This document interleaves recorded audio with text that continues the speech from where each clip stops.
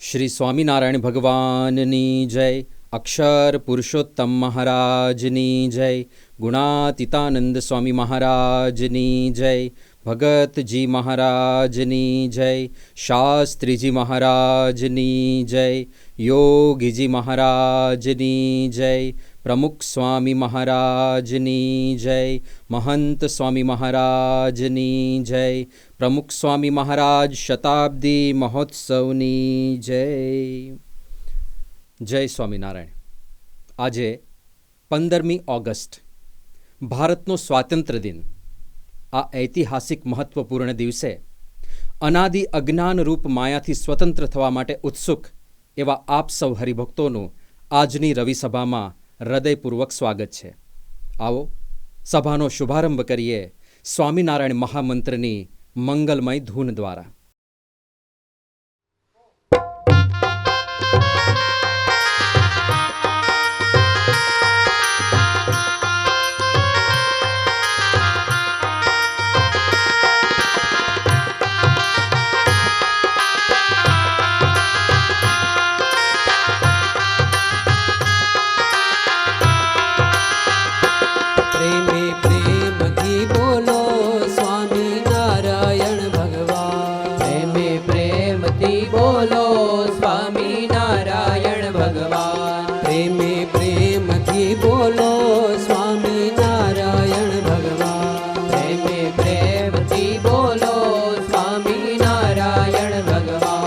સ્વામિનારાયણ ભગવાન, સ્વામિનારાયણ ભગવાન, સ્વામિનારાયણ ભગવાન, સ્વામિનારાયણ ભગવાન, સ્વામિનારાયણ ભગવાન, સ્વામિનારાયણ ભગવાન, સ્વામિનારાયણ ભગવાન, સ્વામિનારાયણ ભગવાન. પ્રેમે પ્રેમથી બોલો સ્વામિનારાયણ ભગવાન.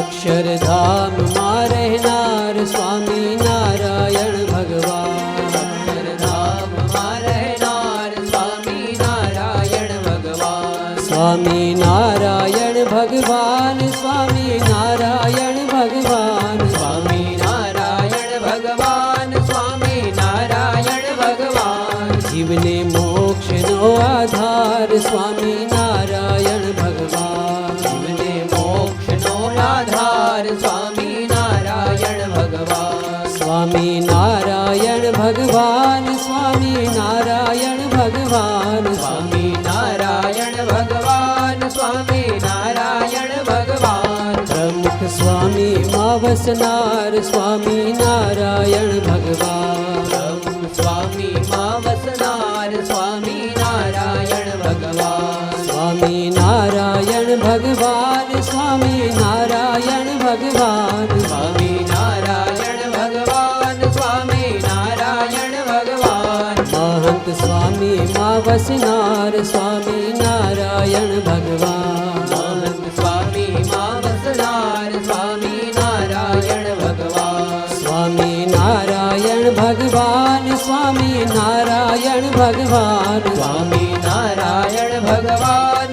સ્વામિનારાયણ ભગવાન, સ્વામિનારાયણ ભગવાન, સ્વામિનારાયણ ભગવાન, સ્વામિનારાયણ ભગવાન, સ્વામિનારાયણ ભગવાન. પ્રેમે પ્રેમથી બોલો સ્વામિનારાયણ ભગવાન, પ્રેમે પ્રેમથી બોલો સ્વામિનારાયણ ભગવાન, પ્રેમે પ્રેમથી બોલો સ્વામિનારાયણ ભગવાન, પ્રેમે પ્રેમથી બોલો સ્વામિનારાયણ ભગવાન, સ્વામિનારાયણ ભગવાન, સ્વામિનારાયણ ભગવાન, સ્વામિનારાયણ ભગવાન.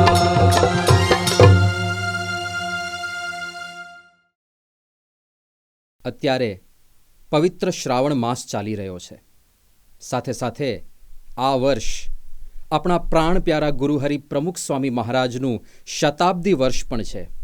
તે નિમિત્તે આપણે રોજ સદ્ગુણ સાગર પ્રમુખ સ્વામી એ વિષય અંતર્ગત પારાયણનો લાભ પ્રાપ્ત કરી રહ્યા છીએ. તો એ જ ઉપક્રમમાં આજે રવિસભામાં પણ આપણે પારાયણનો લાભ પ્રાપ્ત કરવાના છીએ તે પૂર્વે આ પારાયણ નિમિત્તેની પૂજન વિધિમાં હવે આપણે સંમિલિત થઈએ. अथ पारायण पूजन विधिः मंगलम. હવે આપણે બે હાથ જોડી મંગલાચરણમાં જોડાઈએ. વંદે શ્રી પુરુષોત્તમં ચ પરમં ધામાક્ષરં જ્ઞાનદં વંદે પ્રાગજિભક્તમેવ મનઘં ब्रह्मस्वरूपं मुदा वन्दे यज्ञपुरुषदासचरणं श्रीयोगिराजं तथा वन्दे श्रीप्रमुखं महन्तगुणिनं मोक्षाय भक्त्या सदा. શાંતિપાઠ. હવે હાથ જોડી સદા સર્વત્ર અને સર્વ પ્રકારે શાંતિ થાય તે માટે અક્ષર પુરુષોત્તમ મહારાજની પ્રાર્થના કરીએ. દિવ્યામ શાંતિમ પરામ શાંતિમ શાંતિમ હિ શાશ્વતીમ ધ્રુવામ તનોતુ સહજાનંદઃ सर्वत्र सर्वथा सदा. हरिः ओम. द्यौः शान्तिरन्तरिक्षगुं शान्तिः पृथिवी शान्तिरापः शान्तिरोषधयः शान्तिः वनस्पतयः शान्तिर्विश्वे देवाः शान्तिर्ब्रह्म शान्तिः सर्वगुं शान्तिः शान्तिरेव शान्तिः साम शान्तिरेधि. जतो यतः समीहसे ततो नो अभयं कुरु शन्नः कुरु प्रजाभ्यो भयन्नः पशुभ्यः. विश्वानि देव सवितर्दुरिता निपरासुव झद्भद्रन्तन्न आसुव. ॐ शान्तिः शान्तिः शान्तिः. सुशान्तिर्भवतु सर्वारिष्टशान्तिर्भवतु. પ્રધાનસંકલ્પઃ. હવે આ પારાયણ વિધિનો સંકલ્પ કરવા જમણા હાથમાં જળ ભરેલી ચમચી ધારણ કરીએ. નમઃ પરમાત્મને શ્રી સ્વામિનારાયણ પરબ્રહ્મ પુરુષોત્તમાય તત્સત. અદ્ય બ્રહ્મણો દ્વિતીયે પરાર્ધે શ્રી શ્વેતવારાહ કલ્પે સપ્તમે વૈવસ્વતમન્વંતરે अष्टाविंशतितमे कलियुगे कलिप्रथमचरणे मासोत्तमे मासे शुभपुण्यतिथौ सर्वेषु ग्रहेषु यथा यथं राशिस्थानस्थितेषु सत्सु भक्तानां नामानि दीयन्ते. सांगं सपरिवारं तत्तन्नगरवास्तव्यानां तत्तन्नाम्नां भक्तानां. હવે પ્રત્યેક યજમાન હરિભક્ત પોતપોતાનું નામ મનમાં બોલે. અત્ર ઉપસ્થિતાનામ અનુપસ્થિતાનામ ચ સર્વેષાં સત્સંગિનાં સાધૂનાં પાર્ષદાનાં સાધકાનાં સમસ્ત ગુણાતીતમંડલ ભક્તાનામ. હવે અહીંથી જે રીતે બોલવામાં આવે તે રીતે બોલો. ધર્મ અર્થ કામ મોક્ષ ફલ प्राप्ति अर्थम अक्षर पुरुषोत्तम सिद्धांत साक्षात्कार अर्थम अक्षर रूपता प्राप्ति पूर्वक पुरुषोत्तम सहजानंद भक्ति अर्थम દાસભાવ, દિવ્યદૃષ્ટિ, સુહૃદભાવ આદિ પ્રાપ્તિ અર્થમ પરબ્રહ્મ શ્રી સ્વામિનારાયણ ગુરુહરિ શ્રી પ્રમુખ સ્વામી મહારાજ પ્રકટ ગુરુહરિ શ્રી મહંત સ્વામી મહારાજ પ્રસન્નતા પ્રાપ્તિ અર્થમ સર્વ અભિલાષ સિદ્ધિ અર્થમ યથા જ્ઞાનેન યથા મિલિતોપચારદ્રવ્યૈઃ ચાતુર્માસે ત્રિદિનાવધિકપારાયણ નિમિત્તે અક્ષરપુરુષોત્તમ મહારાજ પૂજનપૂર્વકમ ગ્રંથપૂજનાખ્યં કર્મ અહં કરીષ્યે. જળ નીચે પધરાવો. સ્વસ્તિ વાચનમ.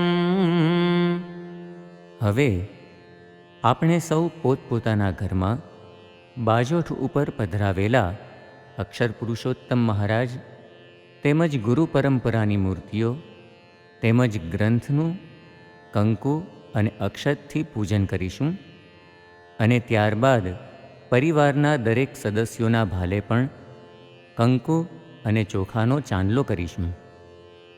મનસી રાજતામ સ્વસ્તિ સ્વસ્તિ વચસી કર્મણિ ભૂયાત સ્વસ્તિમયં સર્વં સ્વામિનારાયણ પ્રભો. હરિ ઓમ.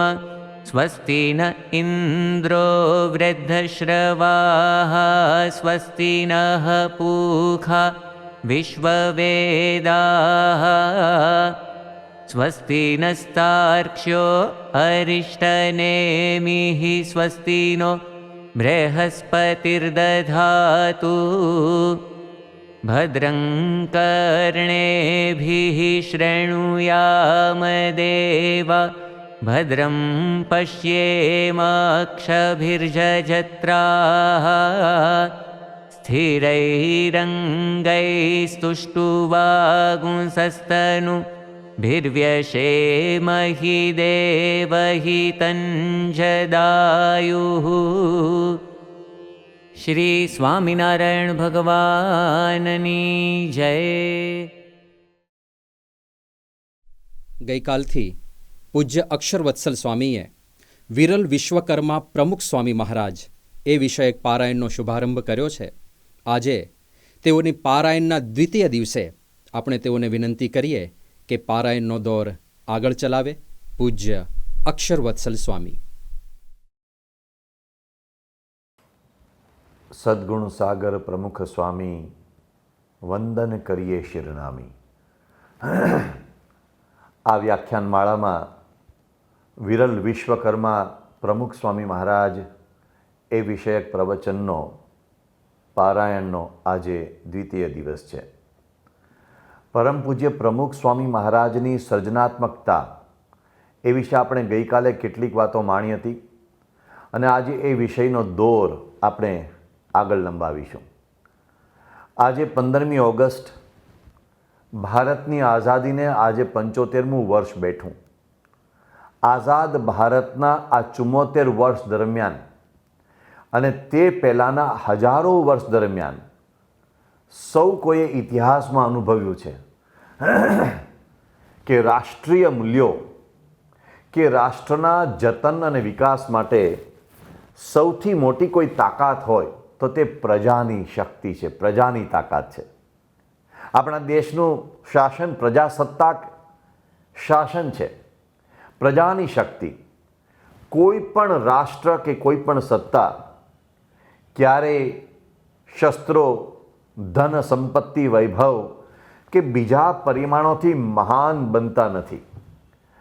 કોઈ પણ રાષ્ટ્ર હંમેશા મહાન બને છે એ તે રાષ્ટ્રની પ્રજાની શક્તિથી મહાન બને છે. પરંતુ પ્રજા શાનાથી શક્તિવાન બને છે? પ્રજાને ઉર્જા ક્યાંથી મળે છે? અહીંયા આપણે શરીર શક્તિની કે શરીરની ઉર્જાની વાત કરતા નથી. અહીં પ્રજાના મનોબળની અને પ્રજાના આત્મબળની કે આત્મશક્તિની વાત કરીએ છીએ. આ પ્રશ્નનો ઉત્તર સ્વામી વિવેકાનંદજીએ આજથી 100 વર્ષ પહેલાં આપી દીધો છે. સ્વામી વિવેકાનંદજી કહે છે કે વિશ્વની કોઈ પણ પ્રજાની તાકાતનો મુખ્ય સ્ત્રોત તેમની ભગવાનમાં શ્રદ્ધા જ છે. અને જે દિવસે કોઈ પણ પ્રજાએ ભગવાનમાં શ્રદ્ધા ગુમાવી અને ભૌતિકતાને જ સર્વસ્વ માનવા માંડ્યું, તે દિવસથી એ પ્રજા નિર્બળ બને છે અને એ પ્રજાનું મૃત્યુ થયું છે. શ્રદ્ધા એ માત્ર નિર્બળ માણસોનો વિષય નથી. નિર્ધન, તર્કહીન કે અલ્પબુદ્ધિ માણસો માટેનું જ તત્વ નથી.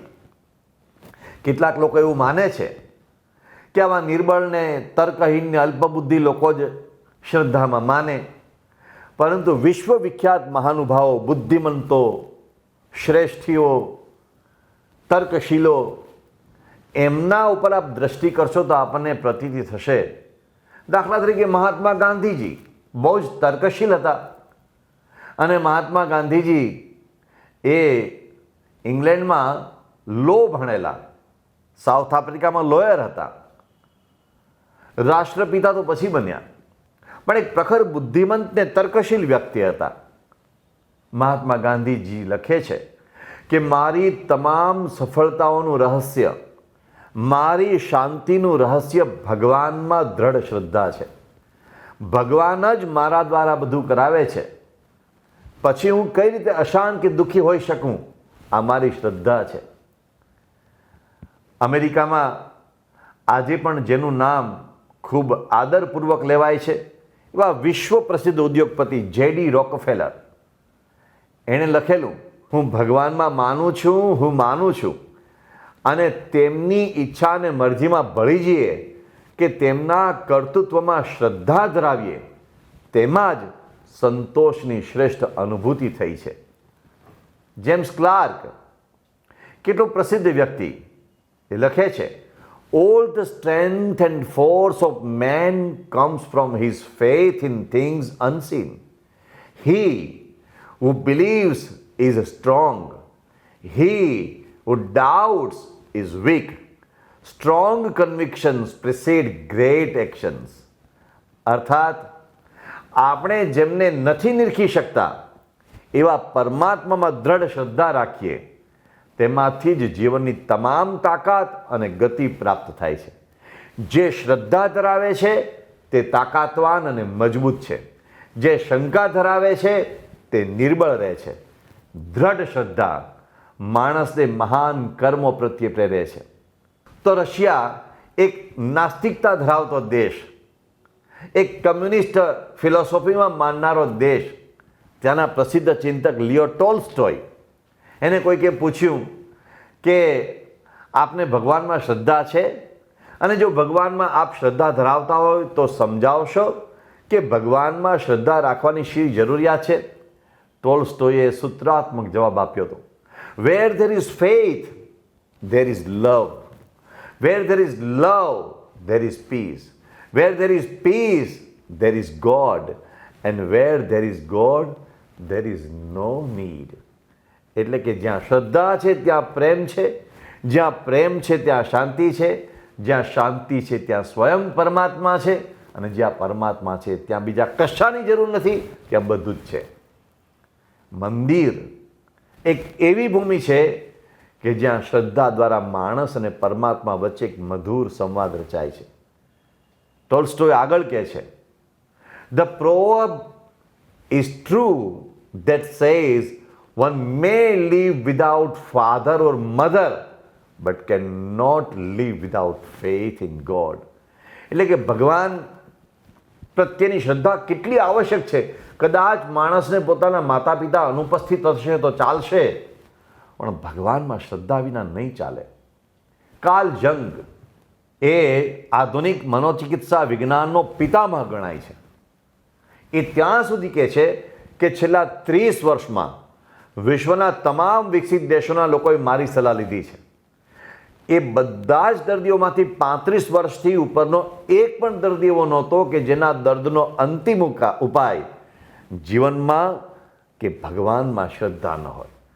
એક પણ દર્દી એવો નહોતો જે જીવનમાં ધર્મ રાખવામાં કે શ્રદ્ધા રાખવામાં ન માનતો હોય અને તે સાજો થયો હોય. આલ્બર્ટ આઇન્સ્ટાઈનથી લઈને અનેક વિજ્ઞાનીઓ અને અનેક ચિંતકોએ શ્રદ્ધાને જીવનની એક પ્રચંડ તાકાત કહી છે. જીવન સંઘર્ષમાં ઝઝુમવાનું સર્વોત્તમ બળ કહ્યું છે. શ્રદ્ધા વિના સમાજ પાંગળો કયો છે. એવા અસાધારણ અને અનિવાર્ય શ્રદ્ધા તત્વોને ટકાવી રાખવાનું કાર્ય, આ શ્રદ્ધાની જ્યોતને પ્રજ્વલિત રાખવાનું કાર્ય શાસ્ત્ર, સંત અને મંદિર કરે છે. અને એટલા માટે જ કોઈ પણ યુગમાં ધર્મસ્થાન મંદિર એ અનિવાર્ય છે. ઘણા લોકોને મંદિર અનિવાર્ય નથી લાગતું, એ એમની વ્યક્તિગત માન્યતા છે. પણ સમાજની રચના જો બેલેન્સ્ડ કરવી હોય, સંતુલિત કરવી હોય, તો તેમાં બધા જ અંગોની આવશ્યકતા જોઈએ. આ એક શરીર છે, શરીરમાં આંખનું મહત્વ છે, કાનનું મહત્વ છે, નાકનું મહત્વ છે, જીભનું મહત્વ છે, હાથ પગનું મહત્વ છે. દરેક અંગનું મહત્વ છે ને એક અંગ પણ ખંડિત હોય તો શરીરને તેની પીડા અનુભવવી પડે છે. એમાં સમાજ એક શરીર છે અને એમાં બધા જ અંગોની આવશ્યકતા છે. અહીં શાળા જોઈએ, હોસ્પિટલો જોઈએ, અહીંયા રાજનીતિના ભવનો જોઈએ, અહીંયા બધા જ પ્રકારની વ્યવસ્થા જોઈએ. મંદિર પણ જોઈએ, મંદિર પણ શ્રદ્ધાનું સ્થાન છે, જોઈએ. સંતુલિત સમાજ તો જ બને. જેટલી શાળાની ને હોસ્પિટલની જરૂરિયાત છે એટલી જ શ્રદ્ધાની ગંગોત્રી સમાન મંદિરની જરૂરિયાત છે. શાળા શિક્ષણ આપી શકશે, ભૌતિક શિક્ષણ આપશે, પરંતુ સંસ્કાર સિંચન માટે મંદિર જોઈશે, શ્રદ્ધાના સિંચન માટે મંદિર જોઈશે. શાળા 1+1 = 2 શીખવશે, પરંતુ હૃદયનો સાચો પ્રેમ શીખવવા માટે મંદિર જોઈશે. હોસ્પિટલ એ ભાંગેલું હાડકું સાજું ચોક્કસ કરી આપશે અને એ માટે હોસ્પિટલ જોઈએ જ, પરંતુ ભાંગેલા હૃદયને બેઠું કરવા માટે મંદિર જોઈશે, જ્યાંથી શ્રદ્ધાનો સેતુ ઉત્પન્ન થાય છે. મંદિરના આવા અનેક અદ્વિતીય પાસાઓ છે અને એની પ્રતીતિ આપતા અનેક મંદિરો, અનેક એવા પુરાવાઓ આપણી સંસ્કૃતિમાં તેજસ્વી રત્નોની જેમ ઝળહળે છે. મંદિર સ્વયં એક મહાશાળા છે, જ્યાં અધ્યાત્મના ને પ્રેમના પાઠ શીખવાય છે, જ્યાં વેરઝેરના પાઠ નથી શીખવાતા, સ્નેહના પાઠ શીખવાય છે, સહાનુભૂતિ અને સંવાદિતાના શિક્ષણ અપાય છે. મંદિર એક એવી હોસ્પિટલ છે કે જ્યાં મનના અને આત્માના રોગોનું નિવારણ થાય છે. પરમ પૂજ્ય પ્રમુખ સ્વામી મહારાજ ઘણી વખત કહેતા કે મંદિરોથી જીવનું ને આત્માનું આરોગ્ય સચવાય છે. આપણા જીવમાં એવા રોગો છે કે જેને આપણે નજરે જોઈ શકતા નથી, પણ અનુભવાય છે. એ માટે આપણા શાસ્ત્રોએ મંદિરોના દ્વાર ખોલી બતાવ્યા છે. હા, એટલે જ પ્રમુખ સ્વામી મહારાજ કહેતા કે શરીરના ભૌતિક શિક્ષણ પાછળ જે ખર્ચ થાય છે એ વ્યાજબી છે, એમ જ તનની તંદુરસ્તીની જેમ હૃદયની તંદુરસ્તી, આત્માની તંદુરસ્તી માટે મંદિરનો ખર્ચ વાજબી છે. ઘણી લાંબી ચર્ચા છે, અત્યારે આપણે ઊંડા નહીં ઉતરીએ, પણ ઘણી વખત ઘણા લોકો એમ કહેતા હોય છે કે મંદિરે જતા માણસોમાં પણ ક્યારેક સદાચાર જોવા નથી મળતો, એમાં પણ ક્યારેક અનીતિ ધરાવનારા લોકો જોવા મળે છે. આવું શા માટે? એક વાત આપણે સ્પષ્ટ સમજી લેવી જોઈએ કે મંદિરના કોઈ પગથિયા ચડે એટલા માત્રથી માણસ કે મંદિરે અલબ જલબ દર્શન કરવા જાય એટલા માત્રથી એ મંદિરનો પૂરો પ્રભાવ એ માણસમાં પ્રગટતો નથી. એ પૂરો પ્રભાવ મંદિરનો ત્યારે પ્રગટે છે જ્યારે સાચા અર્થમાં મંદિર પ્રત્યે શ્રદ્ધાથી જોડાય, સાચા અર્થમાં એ મૂર્તિ પ્રત્યે શ્રદ્ધાથી જોડાય અને સાચા અર્થમાં એ પ્રભુમાં તલ્લીન થઈને પ્રાર્થના કરે, મંદિરમાં જઈને ને સાચા અર્થમાં એ સંત સમાગમ પણ મંદિરમાં જઈને કરે. એક ઉદાહરણ યાદ આવે છે, બહુ પ્રસિદ્ધ અને પ્રચલિત ઉદાહરણ છે, પણ હું અહીંયા તેનું પુનર્કથન કરું છું. એક નાસ્તિક રસ્તે ચાલતા જતા હતા. રસ્તે ચાલતા નાસ્તિકે આસ્તિકને કહ્યું કે ભાઈ, આ માણસ જાત હજારો વર્ષોથી ભગવાન અને ધર્મને પકડીને ચાલતી રહી છે અને આપણે ત્યાં આટલા બધા મંદિરો છે, ચર્ચ છે, આટલા બધા ધર્મસ્થાનો છે, પણ શું ભલું થયું આ દુનિયાનું? ઘૃણા, તિરસ્કાર, ગુનાખોરી, ખૂનામરકી, યુદ્ધો અને આવી બધી જાત જાતની ભયાનકતા આ દિવસે દિવસે વધી રહી છે. તો ભગવાન અને મંદિરથી શું દુનિયાનું ભલું થયું છે? આસ્તિકે મૌન રાખ્યું, ચાલતા રહ્યા બંને. ફરીથી આસ્તિકે કહ્યું, કેટલી બધી લાંચ રૂશ્વત, કેટલા બધા ભયંકર ભ્રષ્ટાચારના પ્રશ્નો. શું કર્યું આ મંદિરોએ, શું કર્યું ધર્મે, શું કર્યું આ બધી આપણી ધાર્મિક પરંપરાઓએ? આસ્તિક મૌન રહ્યો. ફરી પાછું એણે માત્ર સ્મિત કરીને આગળ ચાલવાનું ચાલુ રાખ્યું. નાસ્તિકે ફરી પાછા પ્રહારો કર્યા. અચાનક જ આસ્તિક ઊભો રહી ગયો. એણે પેલા નાસ્તિકને કહ્યું કે આ સામેનું દ્રશ્ય તને દેખાય છે, શું છે ત્યાં? તો ત્યાં હતું એક દ્રશ્ય જેમાં ધૂળ અને કાદવથી ખરડાયેલા 2-3 બાળકો કાદવમાં રમી રહ્યા હતા. તેના તરફ આંગળી કરીને આસ્તિકે પૂછ્યું કે કેટલા વર્ષોથી પાણી અને સાબુની શોધ થઈ છે? ઓહ, એ તો કેટલાય વર્ષોથી, નાસ્તિકે જવાબ આપ્યો. આસ્તિકે કહ્યું, તો પણ આ છોકરાઓ આવા ગંદા કેમ છે, ગોબરા કેમ છે? નાસ્તિકે કહ્યું, એ તો એને સાબુ અને પાણી વાપરવા પડે. આસ્તિકે પૂછ્યું, તો વાંક કોનો? સાબુનો, પાણીનો, કે સાબુ અને પાણી હોવા છતાં એ ન વાપરનાર છોકરાઓનો?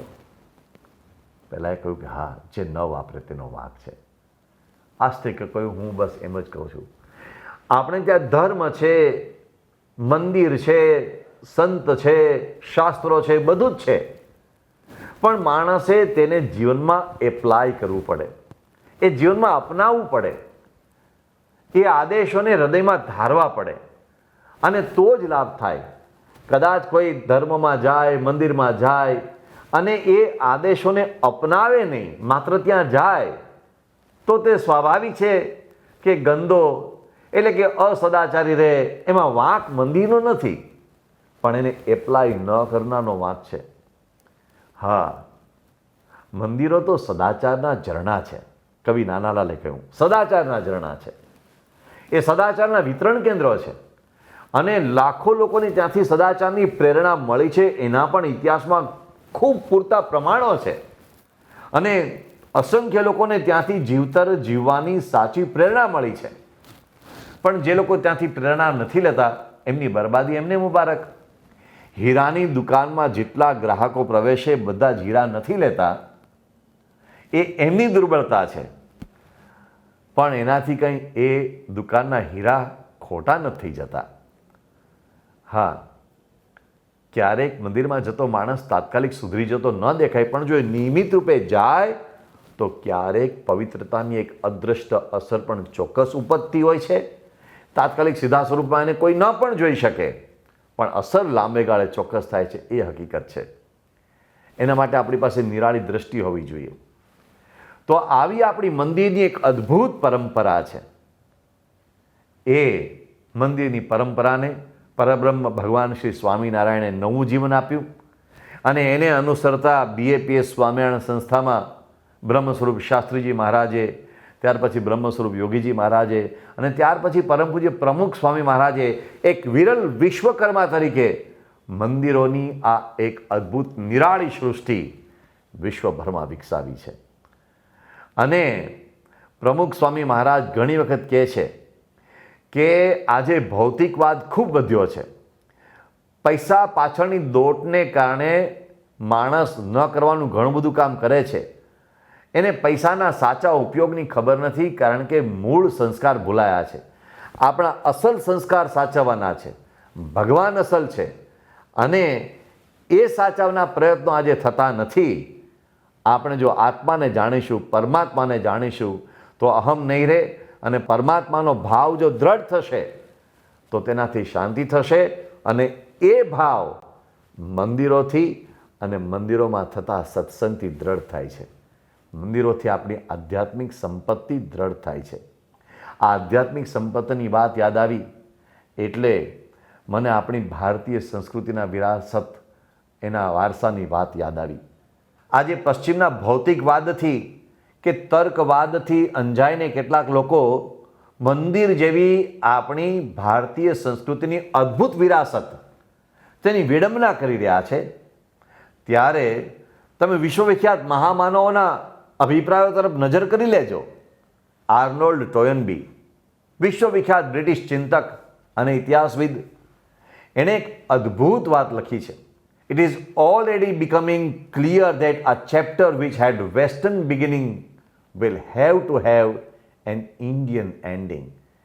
It is not to end in the self-destruction of the human race. At this supremely dangerous moment in human history, the only way of salvation for mankind is the Indian way. એટલે કે હવે આ હકીકત એક સ્પષ્ટ બની ચૂકી છે કે પાશ્ચાત્ય પ્રારંભવાળી જીવન પ્રણાલીનો અંત ભારતીય સંસ્કારમાં જ પરિણમવો જોઈએ, નહીતર આ પાશ્ચાત્ય પ્રણાલી આખી માનવ જાતનો નાશ કરશે. માનવ ઇતિહાસની આ એક કટોકટીની ભયજનક ઘડી છે અને એમાંથી માનવ જાતને ઉગારવાનો એકમાત્ર આરો છે પરંપરાગત ભારતીય જીવન પ્રણાલી. હવે તમે પરંપરાગત ભારતીય જીવન પ્રણાલીમાં દ્રષ્ટિ કરો તો દેખાશે પરંપરાગત ભારતીય જીવન પ્રણાલીના કેન્દ્રમાં મંદિર હતું. એટલે એક તામિલ ઉક્તિમાં બહુ સાચી રીતે કહેવાયું છે, don't leave in a place where there is no temple. જ્યાં મંદિર ન હોય એવી ભૂમિમાં તમે રહેશો નહીં. મંદિર નિર્માણનો સુવર્ણ યુગ છેલ્લા 1500 વર્ષથી ભારતમાં ઝગમગી રહ્યો છે. છેલ્લા 1500 વર્ષમાં કેવા ભવ્ય મહાલય સમા મંદિરો રચાયા છે.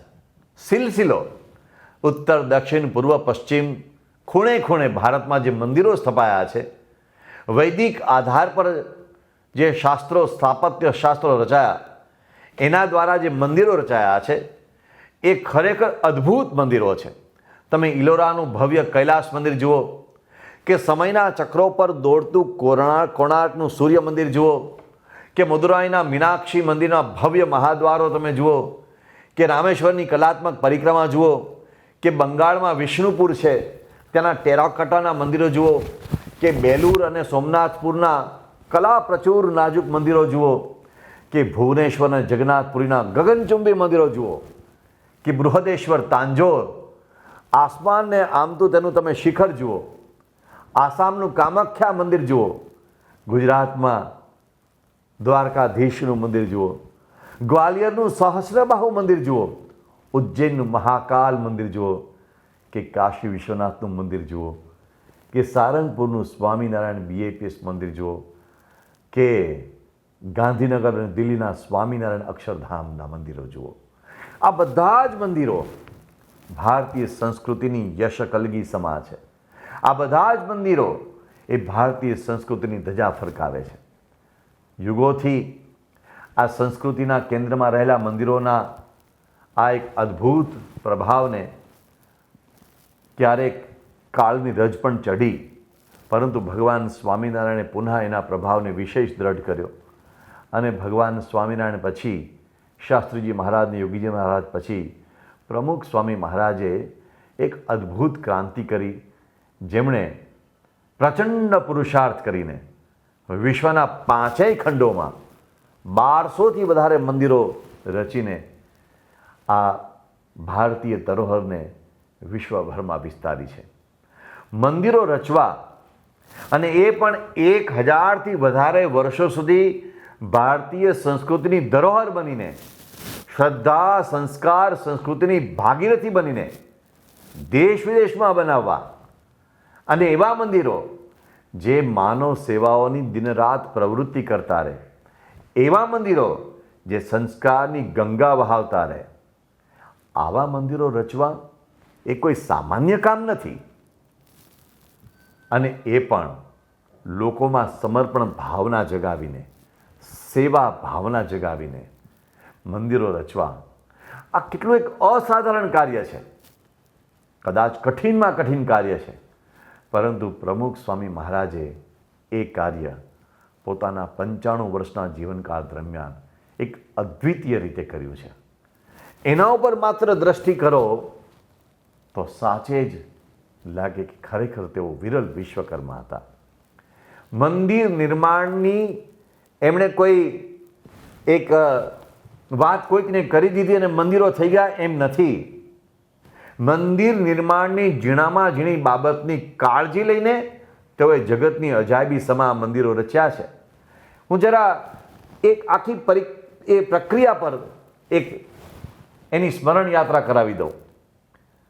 કોઈ પણ જગ્યાએ મંદિર રચાતું હોય, પરમ પૂજ્ય પ્રમુખ સ્વામી મહારાજ એ મંદિર રચતા હોય તો એની ગાથાનો આરંભ થાય છે જમીનની સંપાદન વિધિથી.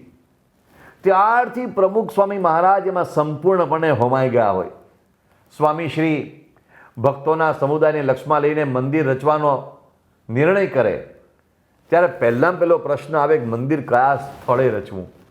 મંદિરના સ્થળની પસંદગીમાં પ્રમુખ સ્વામી મહારાજની એક આગવી સૂઝ હતી. મને એક દ્રશ્ય યાદ છે. 1998માં પ્રમુખ સ્વામી મહારાજ બાયપાસ સર્જરી પછી એ અમેરિકામાં ન્યૂ જર્સીથી ન્યૂયોર્ક જઈ રહ્યા હતા. એ દરમિયાન અમેરિકામાં રચાનાર અક્ષરધામની ભૂમિનું નિરીક્ષણ કરવા તેઓ નીકળેલા. સ્વામીશ્રીની સૂચના પ્રમાણે સ્થાનિક સ્વયંસેવકો હરિભક્તોએ 6 જમીનો સ્વામીશ્રીની નજર પડાવવા માટે તૈયાર રાખેલી કે એ જગ્યાએ સ્વામીશ્રી દ્રષ્ટિ કરે અને સ્વામીશ્રી એ ભૂમિ પસંદ કરે. એ વખતે અમેરિકાના પ્રસિદ્ધ તબીબ ડૉક્ટર નવીનભાઈ મહેતા એ સ્વામીશ્રી એમની કારમાં બિરાજ્યા હતા અને તેઓ કાર ડ્રાઈવ કરતા હતા. લગભગ 2 કલાકનો સમય હતો. 2 કલાકના સમય દરમિયાન સ્વામીશ્રીએ 6 ભૂમિની જરા ચકાસણી કરી. સ્વામીશ્રી ત્યાં જાય, કારમાં બેઠા બેઠા જ જમીનને નિરખે, ચારે તરફ એ જમીનને જોઈ લે અને એના વિશેના સ્વામીશ્રી પ્રશ્નો પૂછે. કેવી રીતે રસ્તો, કેવી રીતે લાઇટ, પાણી, ગટર વગેરેના કનેક્શન, બધા નાના નાના પ્રશ્નો સ્વામીશ્રી પૂછી લે. ત્યાંથી આગળ જઈને બીજી જમીન જોવા માટે જાય. પણ જતાં પહેલાં કહેતા જાય કે આ જમીન કેન્સલ અથવા કહેતા જાય કે આ જમીન પાસ. આવી રીતે સ્વામીશ્રી જ્યારે એક પછી એક જમીનનું નિરીક્ષણ કરતા આગળ વધી રહ્યા હતા ત્યારે ડૉક્ટર નવીન મહેતા ખૂબ રોમાંચિત થઈ ગયા. એમણે કહ્યું, સ્વામીજી, હું પણ રિયલ એસ્ટેટનું કામ કરું છું. આપ કઈ રીતે જમીન લેવી ન લેવી એના નિર્ણયો આટલી સહજતાથી કરો છો? And right question at right moment at right place. આ આપની અદ્ભુત બાબત છે. તો આવી રીતે જમીન નિરખવાની બાબતથી તેઓ એટલા બધા પ્રભાવિત થઈ ગયા. એક તબક્કે તેઓ એવું બોલી ગયા કે જેની પાસે દૂરંદેશિતા હોય, આર્ષ દ્રષ્ટિ હોય અથવા તો જેની પાસે સાક્ષાત ભગવાનની નજર હોય એ જ આ રીતે જમીનની પસંદગી કરી શકે. નવીન મહેતા બોલી ઉઠ્યા હતા. હા, હું વાત તો એ કરી રહ્યો હતો કે મંદિર કયા સ્થળે કરવું, કઈ જમીન પર કરવું, એમાં પ્રમુખ સ્વામી મહારાજની આગવી સૂઝ હતી. ઘણા બધા પસંદગી લાયક સ્થળોમાંથી ક્યારેક નકશા પર કે ક્યારેક સ્થળની મુલાકાત જાતે લઈને સ્વામીશ્રી એક સ્થળ પર પસંદગીનો કળશ ઢોળે અને અંતે સૌને અનુભવ થાય કે તેમણે પસંદ કરેલું સ્થળ આખરે મંદિર માટે સર્વશ્રેષ્ઠ ઠરે છે. અને હા, મંદિરની ભૂમિ મળે એટલે સ્વામીશ્રી પહેલી તો પ્રાર્થના કરે, સૌના કલ્યાણની પ્રાર્થના. અહીંયા મંદિર થાય અને મંદિર દ્વારા સૌનું કલ્યાણ થાય. ત્યાર પછી ક્યારેક એ મંદિરની ભૂમિનું દાન સ્વામીશ્રીની પ્રેરણાથી કોઈ હરિભક્ત કરે. હા, એ હરિભક્ત પાછળ સ્વામીશ્રી કેટલા વર્ષોથી ઘસાતા હોય અને સ્વામીશ્રીની પ્રેરણાથી એ મંદિરની ભૂમિ માટે એ હરિભક્ત દાન આપી દે ત્યારે સ્વામીશ્રી એટલા બધા રાજી થઈ જાય. સ્વામીશ્રીના મુખમાંથી સહેજે શબ્દો સરી પડતા કે અહીંયા મંદિર થશે અને હજારો લોકો અહીંથી પ્રેરણા પ્રાપ્ત કરશે, ભગવાન બચશે. એનો પહેલો યશ તમને, તમારા પુણ્યનો પાર નથી. કોઈ પણ કાર્યમાં ઊંડાણ અને સૂક્ષ્મ આયોજન એ તો પ્રમુખ સ્વામી મહારાજની આગવી વિશેષતા હતી અને એ આગવી વિશેષતાનો અનુભવ મંદિર નિર્માણમાં ખાસ થતો. એમની સામે મંદિરના નકશા મુકાય એટલે એક જ નજરમાં એ પામી જાય કે શું બનવાનું છે. એમની સામે આવનારા સેંકડો વર્ષોનો ઇતિહાસ તાજો થઈ જાય અને ભવિષ્યની કેટલી પેઢીઓના કલ્યાણની જાણે એમની સામે એક યોજના નજર સામે આવી જાય. નિષ્ણાત સ્થપતિઓ કે ઇજનેરો સંભવિત મંદિરના નકશા રજૂ કરે ત્યારે સ્વામીશ્રી એ દ્રષ્ટિથી, પોતાની આગવી દ્રષ્ટિથી કેટલાક અમૂલ્ય સૂચનો કરે અને એ જે સુધારા સૂચવે એ ભલભલા ઇજનેરો કે ભલભલા આર્કિટેક્ટ એ સ્તબ્ધ થઈ જાય. પથ્થર નક્કી કરવાનો હોય, બંસી પાળપુરનો ગુલાબી પથ્થર લેવો કે જેસલમેરનો પીળો પથ્થર લેવો કે મકરાણાનો આરસ લેવો કે પોરબંદરનો પથ્થર લેવો કે ધ્રાંગધ્રાનો પથ્થર લેવો, કયો પથ્થર વાપરવો, એમાં પણ સ્વામીશ્રીની આગવી સૂઝ. અને એક વખત મંદિરના કાર્યનો આરંભ થાય એટલે સામાન્ય બાંધકામ જેમ ઇમારતોના થતા હોય છે તેવી રીતે સ્વામીશ્રી ન કરાવે, શાસ્ત્રીય વિધિ અનુસાર તેનો આરંભ થાય, શાસ્ત્રીય વિધિ અનુસાર શિલાન્યાસ થાય. અને શિલાન્યાસમાં પણ સ્વામીશ્રી ઝીણાવાજીની ચોકસાઈ રખાવે, કેવી રીતે શિલાનું સ્થાપન કરવું એની ઊંડાણપૂર્વકની તેઓ એ ચોકસાઈ કરે. અને જ્યારે મંદિરનો પાયો નંખાય કે મંદિરની પહેલી શિલા રોપાય કે મંદિરનો પહેલો સ્તંભ રોપાય, ત્યારે જ સ્વામીશ્રી લક્ષ્ય આપી દે કે મંદિર ક્યારે પૂરું કરવાનું છે. અને હા, એક વખત આદેશ આપી દીધો કે નિર્ણય આપી દીધો કે મંદિર હવે આપણે આ સમય પૂરું કરવાનું છે, ત્યાં એમનું કામ પૂરું ન થઈ જાય. તેઓ જાણે કે મંદિર નિર્માણમાં અનેક વિઘ્નો આવશે, અનેક મુશ્કેલીઓ આવશે, અનેક સમસ્યા આવશે, એટલે એ એક વિઘ્નને એક મુશ્કેલીને તેઓ અંગત રસ લઈને જાતે ઉકેલે. અને એ મુશ્કેલીને ઉકેલવા માટે તેઓ દિવસ રાત પુરુષાર્થ કરે.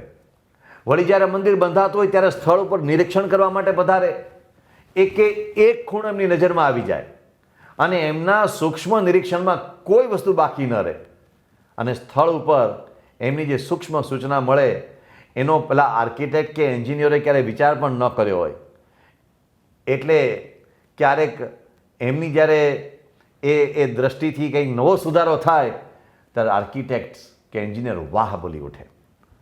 મંદિર જ્યારે ટાંકણે ઘડાય ત્યારે સ્વામીશ્રીને મન એ પથ્થર ઘડાય એટલું જ અગત્યનું નહોતું, પણ મંદિરની સાથે માણસનું જીવન પણ ઘડાવવું જોઈએ, માણસના જીવતરમાં પણ ફેરફાર થવા જોઈએ, એ એમનું લક્ષ્ય હતું. એટલે ઘડનારા શિલ્પીઓના જીવન ઘડતરમાં પણ ચિત્ત આપે અને સાથે સાથે કારીગરોને મળે, એમની કલાની કદર કરે. એટલું જ નહીં, પણ એ કારીગરો વ્યસનમુક્ત છે, એમના જીવનની નાની મોટી તમામ બધી જે જરૂરિયાતો છે તે પૂરી થાય છે, એ તમામ બાબતો પર ઊંડું લક્ષ્ય આપે અને એમની સાથે આત્મીયતાથી પોતાના સ્વજન માનીને સ્વામીશ્રી એક નિરાળો નાતો સ્થાપી દે. અને સ્વામીશ્રીની એ હૂંફ સૌને કાર્યમાં ઉત્સાહ પ્રેરી દેતી. સ્વામીશ્રી એ ખરેખર એક એવા વિરલ પુરુષ હતા કે એક સાથે અનેક આયામોમાં મંદિર નિર્માણમાં કાર્યો કરતા. દાખલા તરીકે નાણું, મંદિર નિર્માણ કરવું હોય તો કેટલું બધું નાણું જોઈએ. ઘણા લોકોને સવાલ થાય કે અહીંયા તો અબજોપતિ લોકો હશે, કરોડોપતિ લોકો હશે, દાન આપી દેતા હશે, મંદિર ઊભા થઈ જતા હશે. ના, સામાન્ય વ્યક્તિઓના દાનના પ્રવાહ પર પ્રમુખ સ્વામી મહારાજે મંદિરો રચ્યા છે. સામાન્ય લોકોમાં એ સમર્પણ ભાવના જગાડીને, એ સમર્પણ ભાવના એમને નહોતી જાગતી, એ એક વ્યક્તિ પાછળ પ્રમુખ સ્વામી મહારાજ દાયકાઓ સુધી ઘસાયા છે. એવી રીતે તેમણે એમનામાં શ્રદ્ધાનો, સમર્પણ ભાવનાનો એક જુવાળ પ્રગટાવ્યો. અને એ લોકોએ પ્રમુખ સ્વામી મહારાજે જેમને વ્યસનમુક્ત કર્યા, જેમના એ ખોટા ફેલમાં પૈસા બગડતા હતા, એમના ફેલ છોડાવવા, એ લોકોએ એ બધા પૈસા બચાવીને મંદિરોમાં આપ્યા, ભક્તિ ભાવપૂર્વક મંદિરોમાં આપ્યા. અને એક કૃતજ્ઞતાથી આપ્યા કે જેમણે અમારું જીવન એક સાચા રસ્તે લાવી દીધું છે, જેમણે અમને જીવનની સાચી દિશા ચીંધી છે. એવા સંત આવું કાર્ય કરી રહ્યા હોય અને એ પર સમાજ માટે, આવનારા લોકોના ભવિષ્ય માટે, સમાજને સારી પ્રેરણા આપવા માટે, ત્યારે અમે એમાં કેમ સમર્પિત ન થઈએ? હરિભક્તો ક્યારેક તો એમ કહેતા, બાપા અમે જાતે વેચાય જઈને પણ મંદિરના કામમાં પૈસા આપીશું, દાન આપીશું. આપ સંકોચ ન રાખતા, આપ બોલો અમે કેટલી સેવા કરીએ. અને પ્રમુખ સ્વામી મહારાજ ના પાડે, તમારા વ્યવહારને સાચવીને તમે સેવા કરજો. એ પ્રમુખ સ્વામી મહારાજની વિશેષતા હતી. માત્ર આટલી બાબત નહીં, પ્રમુખ સ્વામી મહારાજની પ્રેરણાથી બધા શ્રમદાનમાં જોડાતા, માત્ર ધનદાન નહીં. અને ભારતમાં તો બરાબર છે, પણ ઇંગ્લેન્ડ, અમેરિકા જેવા કે કેનેડા કે એ બધા પાશ્ચાત્ય દેશોમાં જ્યાં સમયની કટોકટીમાં લોકો જીવતા હોય, ત્યાં પણ લોકો પોતાના સેંકડો કલાકો મંદિરમાં શ્રમદાન આપવા માટે દોડી આવે. આજે અમેરિકાની અંદર રોબિન્સવિલમાં, ન્યૂ જર્સીમાં ભવ્ય મંદિરનું નિર્માણ થઈ રહ્યું છે, અક્ષરધામ મહામંદિરનું. તો કેટલા બધા લોકો, ચાહે કોઈ મોટી મોટી કંપનીના CEO છે, ચાહે કોઈ મોટી મોટી કંપનીના ધુરંધરો છે, કે ચાહે કોઈ વૈજ્ઞાનિક છે, ચાહે કોઈ ડૉક્ટર છે, કેવો શ્રમ કરે છે. એ ધનનું દાન તો કરે છે, પણ શ્રમદાન કરે છે. અને સૌનું લક્ષ્ય એક જ, અમારે પ્રમુખ સ્વામી મહારાજને રાજી કરવા છે.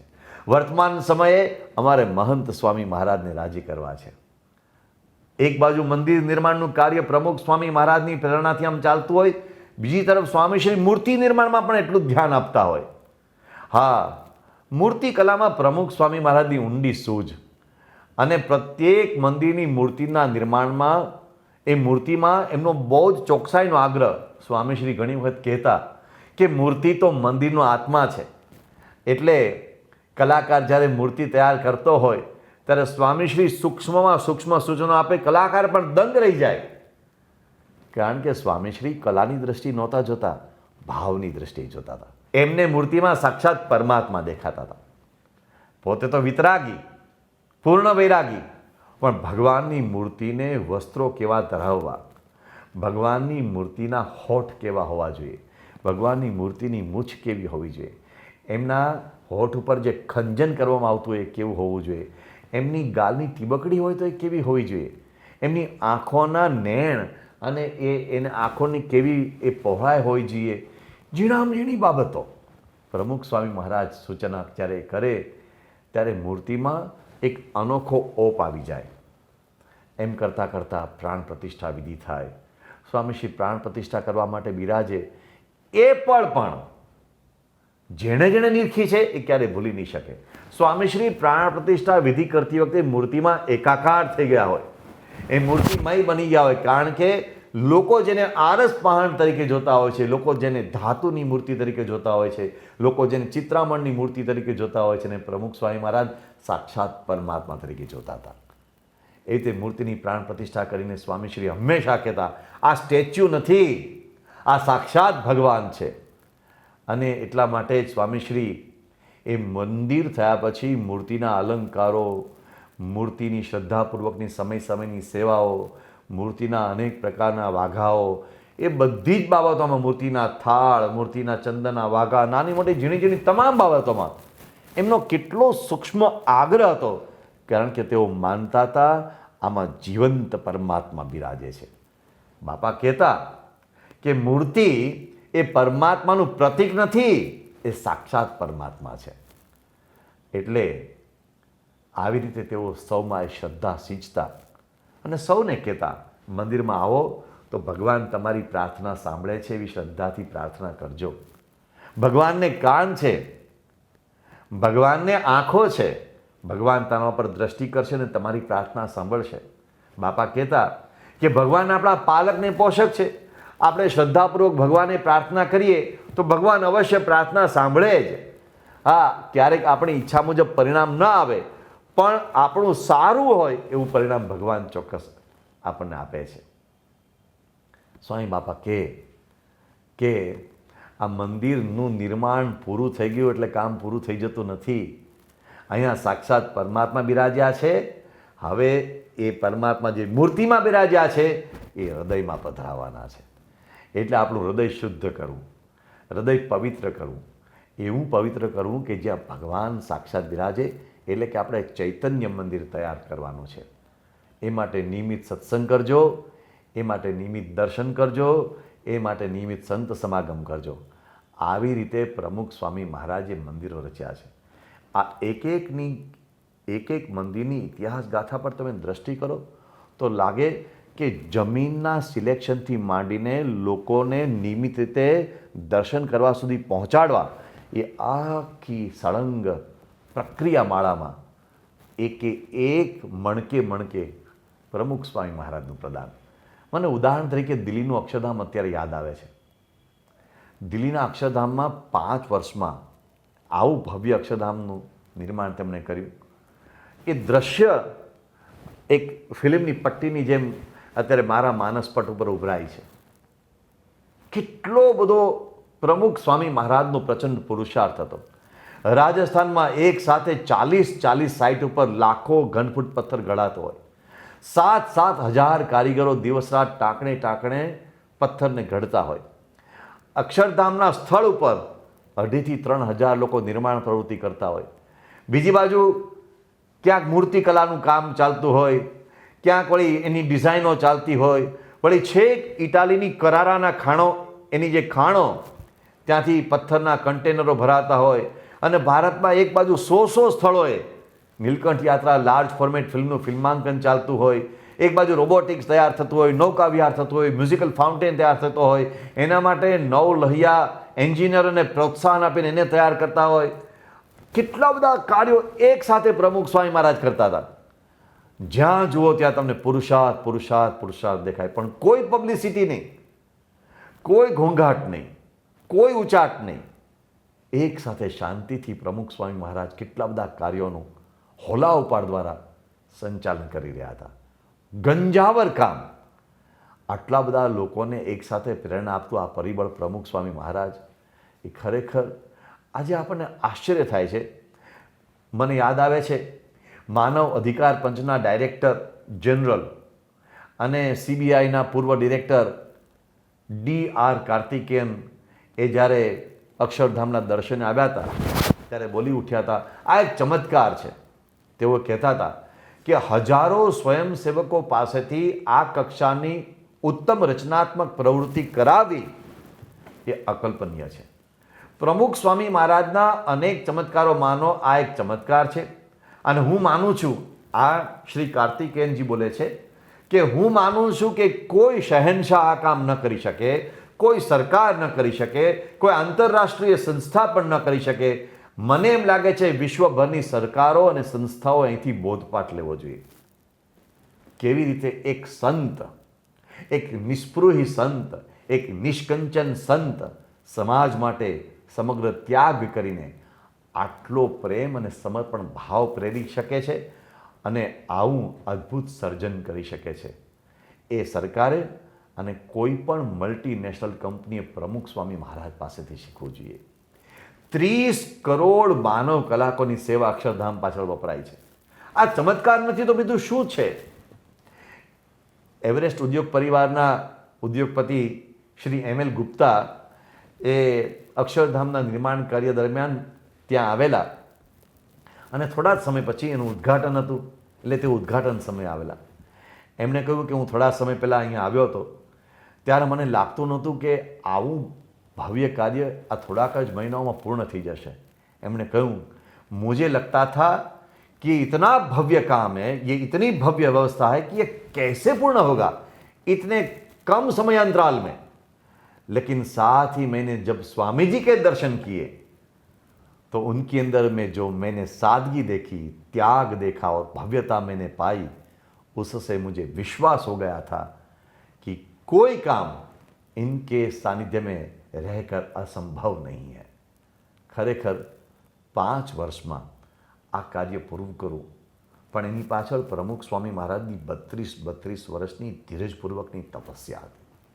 આ અક્ષરધામના નિર્માણનું કાર્ય પ્રમુખ સ્વામી મહારાજની આજ્ઞા અને આદેશ અને માર્ગદર્શન મુજબ જેઓ સંભાળી રહ્યા હતા, બાપુજી ઈશ્વર સ્વામીએ સ્વામીશ્રીના આદેશ મુજબ દિલ્હીમાં જમીન શોધવા માટે કેટલા બધા પ્રયાસ કરેલા.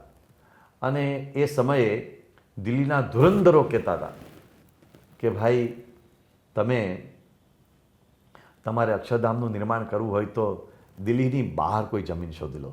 ગાઝિયાબાદ બાજુ, ફરીદાબાદ બાજુ કે ગુડગાંવ બાજુ તમે જમીન શોધો, પણ તમને દિલ્હીમાં જમીન નહીં મળે. એક અધિકારીએ તો ત્યાં સુધી કહ્યું હતું કે તમને લંડનમાં કે ન્યૂયોર્કમાં મંદિર બનાવવા માટે જમીન મળશે પણ દિલ્હીમાં નહીં મળે. ત્યારે પ્રમુખ સ્વામી મહારાજ કહેતા હતા કે યોગીજી મહારાજનો સંકલ્પ હતો જમુનાજીના કાંઠે દિલ્હીમાં મંદિર કરવું છે, એટલે દિલ્હીમાં જમીન મળશે જ અને આપણે પ્રયાસ કરવાનો. અને સ્વામીશ્રીએ પોતે કેટલી બધી જમીનો જોઈતી. અંતે તેઓએ આગ્રહ રાખ્યો યમુનાજીનો કાંઠો, અને યોગીજી મહારાજનો એ સંકલ્પ પૂરો થયો. પરમ પૂજ્ય સ્વામીશ્રીના માર્ગદર્શન મુજબ ઈશ્વરચંદ્ર સ્વામી, પૂજ્ય ધર્મવત્સલ સ્વામી વગેરે ખૂબ પુરુષાર્થ કર્યો. પણ જ્યારે એ જમીન પ્રાપ્ત થઈ, સ્વામીશ્રી જમીન ઉપર પહોંચ્યા 26/5/2000નો દિવસ, ત્યારે જમીનને એમને સાક્ષાત દંડવત કર્યા, ભૂમિને દંડવત કર્યા કે આ ભૂમિ પર અક્ષરધામ રચાવાનું છે. યોગીજી મહારાજના સંકલ્પે આ ભૂમિ પ્રાપ્ત થઈ છે. અહીંયા સર્વોપરી ભૂમિ થશે. માત્ર ભૂમિ પૂરી થઈ એટલું નહીં, પણ અક્ષરધામનો માસ્ટર પ્લાન શ્રેષ્ઠ થાય, એનું મહાલય ભવ્ય અને દિવ્ય થાય, હજારો વર્ષો સુધી એને આંચ ન આવે એવું એનું સ્થાપત્ય રચાય, યોગ્ય સમય યોગ્ય માણસો મળી રહે. આ બધા જ વિષયોમાં પ્રમુખ સ્વામી મહારાજનું માર્ગદર્શન. ઘણી વખત લોકો પૂછે કે આટલા મોટા વિરાટ પ્રોજેક્ટનું કોઈ મેનેજમેન્ટ કરવાનું હોય તો એની કેટલી મોટી ઓફિસ હોય, કેટલો મોટો કારોબાર હોય, તો ત્યાં ને ત્યાં હોય. પણ પ્રમુખ સ્વામી મહારાજનું મેનેજમેન્ટ દુનિયા કરતાં નિરાળું, સાવ નિરાળું. એ તો ગામડે ગામડે વિચરણ કરતા હોય, એમની પાસે કોઈ ઓફિસ નહીં. એમની ઓફિસ વિનાની અક્ષરધામની ઓફિસ રાત્રે 12 વાગ્યા સુધી ચાલતી હોય, અને કોઈ ડાયરી નહીં, કોઈ સચિવોની હારમાળા નહીં, કોઈ ડિજિટલ ઉપકરણો નહીં. પ્રમુખ સ્વામી મહારાજ પાસે પોતાનો મોબાઈલ ફોન પણ નહોતો, અને એમ છતાં એમને બધું જ હસ્તા મલકવત હોય. ક્યારે કોને કેટલું ને કેવી રીતે કેવું એ બધું જ એમને આંખો સમક્ષ તરવરતું હોય. અને એક સમય એક તરફ એ અમદાવાદમાં ઈશ્વર સ્વામી સાથે સંપર્કમાં હોય, બીજી તરફ રાજસ્થાનમાં ગામડાઓમાં જે હર્ષદભાઈ ચાવડા પથ્થર ઘડાવતા હતા એના સંપર્કમાં હોય, ત્રીજી તરફ સંતોના સંપર્કમાં હોય. આમ પ્રમાણે થર ઉપર પથ્થર પ્રમાણે એ ઘડતર તમે કરજો, ઉપરના પથ્થરા પહેલાં ઘડાઈ જાય અને પછી નીચેનો પથ્થર રહી જાય એવું ન થવું જોઈએ, નકશી ઊંડી થવી જોઈએ, ટાઈમ ટેબલ કરતાં આગળ ચાલવાનું છે. ઝીણી ઝીણી બાબતોમાં માર્ગદર્શન સ્વામીશ્રી આપતા હોય.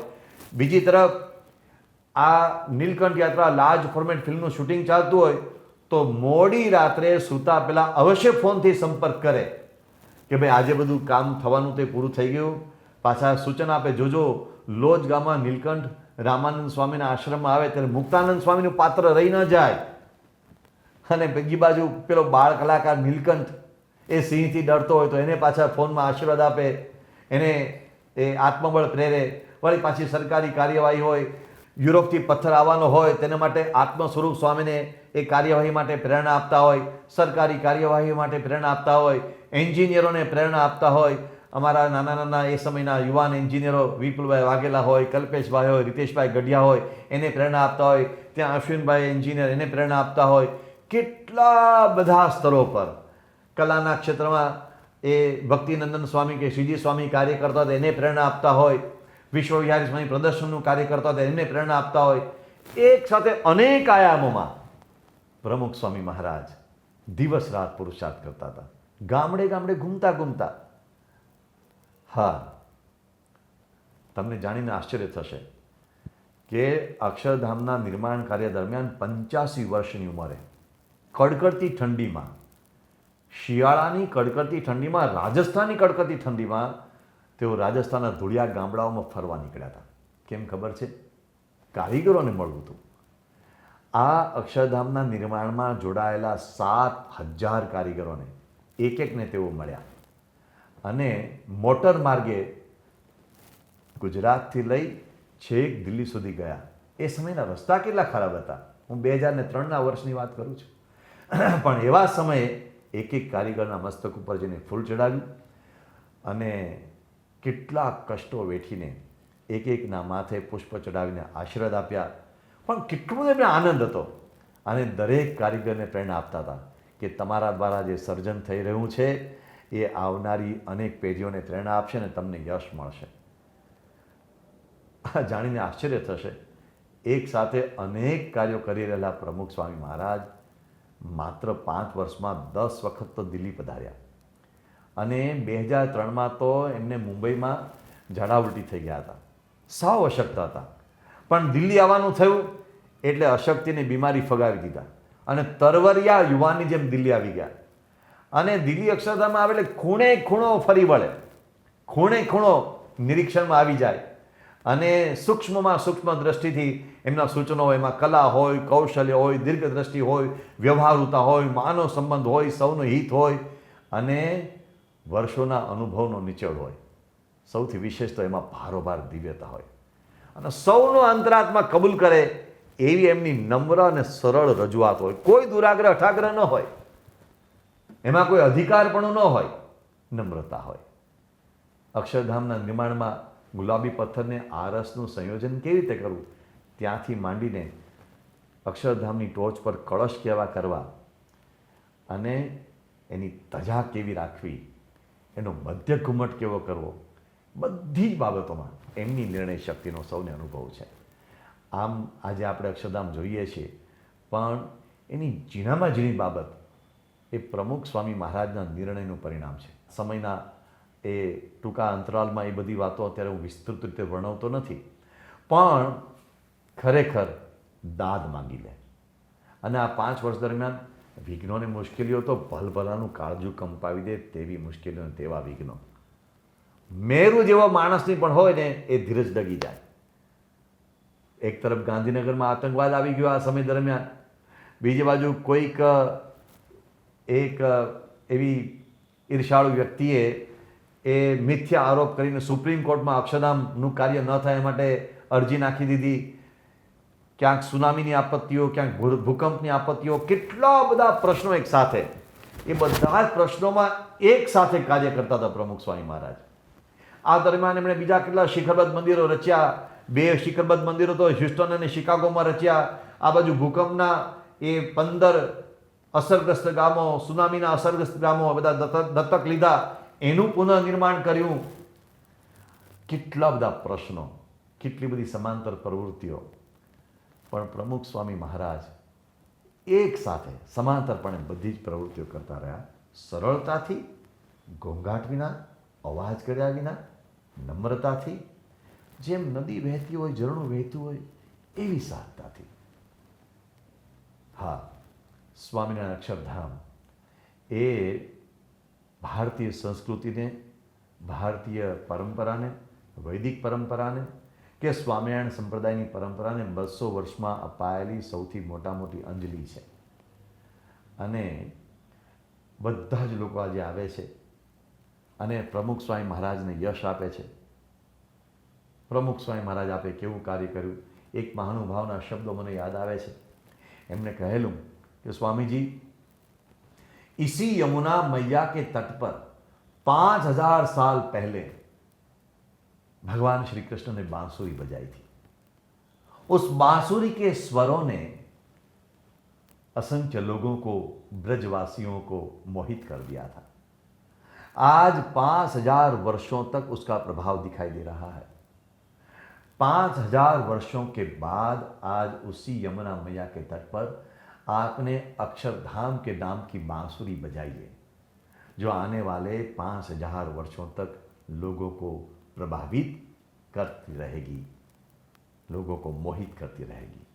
और लोग याद करेंगे 5000 वर्षों के बाद भी प्रमुख स्वामी जी महाराज ने कितना बड़ा काम कर दिया. આવા અસંખ્ય લોકો પ્રમુખ સ્વામી મહારાજ ઉપર પ્રશંસાનો કળશ એ ઢોળે, પ્રશસ્તિનો કળશ ઢોળે. સ્વામી દયાનંદ સરસ્વતીજી હોય, સ્વામી સત્યમિત્રાનંદ ગિરિજી હોય, સ્વામી હરિનારાયણાનંદજી હોય, કે સ્વામી ચિદાનંદ સરસ્વતીજી હોય, કે રાષ્ટ્રના અનેક ધુરંધરો હોય, સૌ પ્રશસ્તિનો કળશ ઢોળે સ્વામી બાપા ઉપર. પણ સ્વામી બાપા બોલે, મેં કાંઈ કર્યું નથી, મારાથી શેકલો પાપડ પણ ભાંગે નહીં. આ શ્રીજી મહારાજની કૃપાથી થયું છે, યોગીજી મહારાજને, શાસ્ત્રીજી મહારાજના આશીર્વાદથી થયું છે, સ્વયંસેવકોની શક્તિથી થયું છે, સંતોની સેવાથી થયું છે. બધા યશ આપે, પણ પ્રમુખ સ્વામી મહારાજ કે આપણે તો દાસ છીએ, આપણે સેવક છીએ. આટલું બોલતા બોલતા ક્યારેક તો એમની આંખમાં જળજળી આવી જાય, મેં કાંઈ કર્યું નથી. આજે અક્ષરધામના નિર્માણને 1.5 દાયકાનો સમય વીત્યો છે. આટલા સમયમાં વિશ્વના 150 કરતાં વધારે દેશોના કરોડો લોકો અને અનેક રાષ્ટ્ર પ્રમુખો, માંધાતાઓ અક્ષરધામના દર્શન કરીને ભારતીય સંસ્કૃતિની ગૌરવવંતી સુવાસ માણી ચૂક્યા છે. અને સૌ કોઈ એકી અવાજે બોલે છે, અદ્વિતીય, અદ્ભુત, અજોડ. મેં માત્ર અહીંયા એક નિર્માણ કાર્યની વાત કરી, સ્વામિનારાયણ અક્ષરધામના નિર્માણની વાત. આવી જ ગાથા તેમણે રચેલા એક મંદિરની છે. ભારતથી હજારો માઇલો દૂર લંડનમાં 23 મહિનામાં મંદિર રચ્યું, શિકાગોમાં 17 મહિનામાં મંદિર રચ્યું, Houston, Los Angeles, Toronto, Nairobi, કે ભારતમાં ખૂણે ખૂણે, ક્યાંક ભરૂચમાં મંદિર રચ્યું, ક્યાંક રાજકોટમાં રચ્યું. એક શહેરના મંદિર રચનાની આવી જ ગૌરવવંતી ગાથા છે. અને દરેક મંદિર ભારતીય સંસ્કૃતિની એમ્બસી કે ભારતીય સંસ્કૃતિની યુનિવર્સિટી બનેલ છે.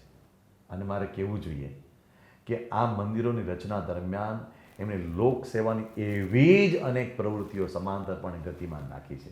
આ મંદિરો જ લોક સેવાની ગંગા તેમણે બનાવી દીધી છે. સ્વામીશ્રીની આ ગાથા ઇતિહાસના ચોપડાઓમાં ક્યારેય પૂરેપૂરી સમાઈ શકશે નહીં. એટલે જ એક વિરલ વિશ્વકર્મા તરીકે તેમને કોટી કોટી વંદન કરીને ઇતિહાસ પણ મૌન થઈ જશે. ઇતિહાસ પાસે કલમમાં એટલી શક્તિ ક્યારેય નહીં આવે કે આટલી બધી બાબતો તે સમાવી શકે. ઘણી બધી બાબતો તો લોકોના હૃદય કમળમાં, લોકોના સ્મરણ કમળમાં એમને ધરબાઈને કાયમ માટે ત્યાં મૌન થઈ જશે. તેઓના વિરલ વિશ્વકર્મા તરીકેના એક વિરલ પાસાની વાત આજે આપણે માણી અને હવે એક જુદા જ પાસાઓ પર આપણે આવતીકાલે દ્રષ્ટિ કરીશું. ત્યાં સુધી સૌને જય સ્વામિનારાયણ. પૂજ્ય અક્ષરવત્સલ સ્વામીએ ગુરુહરિ પ્રમુખ સ્વામી મહારાજના હસ્તે સંપન્ન થયેલ અનુપમ કાર્યોનું વિશદ નિરૂપણ કર્યું. તેમના આ કાર્યોમાં યશકલગી સમાન કાર્ય એટલે દેશ વિદેશમાં એમણે રચેલા 1100થી વધારે મંદિરો, આધ્યાત્મિકતાની ધરોહર સમાન અને શ્રદ્ધાના કેન્દ્ર સમાન આ મંદિરો દ્વારા ભારતીય સંસ્કૃતિનું સર્વાંગી અને સર્વતોમુખી પોષણ થઈ રહ્યું છે. આવો પ્રમુખ સ્વામી મહારાજ રચિત મંદિરો દ્વારા કેવી રીતે ભારતીય સંસ્કૃતિનું સંવર્ધન થઈ રહ્યું છે તે સમજીએ એક વિડિયો શોના માધ્યમથી. मंदिर भारतीय संस्कृति का एक अनुपम आधार स्तंभ जो पिछली अनेक सहस्राब्दियों से प्रत्येक पीढ़ी के हृदयों में रोम रोम में भारतीय संस्कृति की उज्जवल ज्योति को, उस भव्य परंपरा को प्रज्वलित बनाए रखता है. पिछली कई शताब्दियों के अंतराल में उस ज्योति को प्रदीप्त करने वाले संस्कृति पुरुषों में भगवान श्री स्वामीनारायण के पंचम अनुगामी ब्रह्म स्वरूप प्रमुख स्वामी महाराज का नाम सदा स्वर्णिम अक्षरों में लिखा जाएगा, जिन्होंने विश्व की नवखंड धरा पर 7 समंदरों के किनारों पर 1100 से अधिक संस्कृति धामों की यानी सनातन हिंदू मंदिरों की विजय पताका लहराई है. आधुनिक युग के एक अभिनव भगीरथ बनकर स्वामी श्री ने संस्कृति की भागीरथी को विश्व के कोने कोने तक प्रवाहित किया है.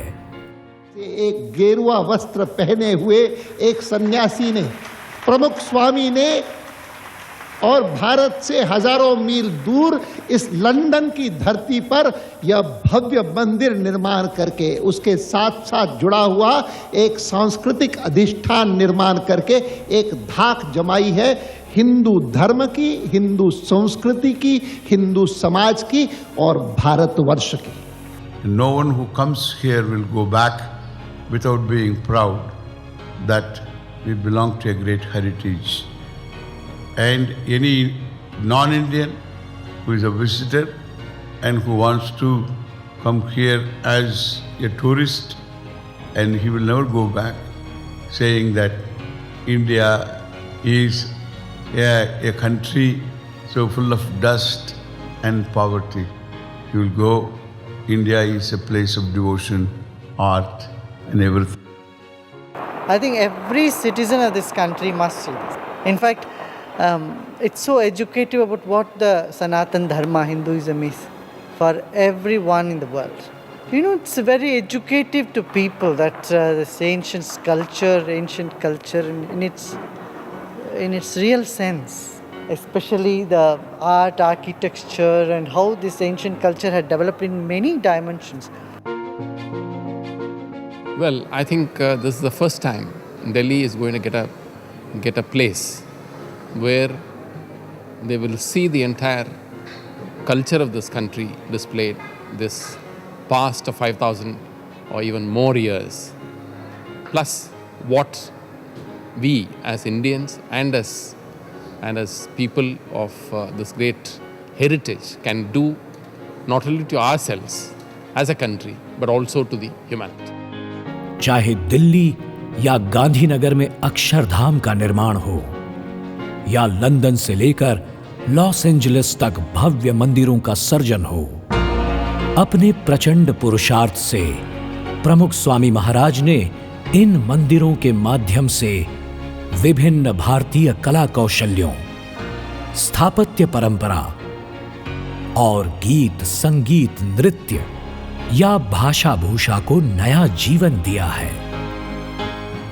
मुझे काम के कारण कई देशों में जाना हुआ है।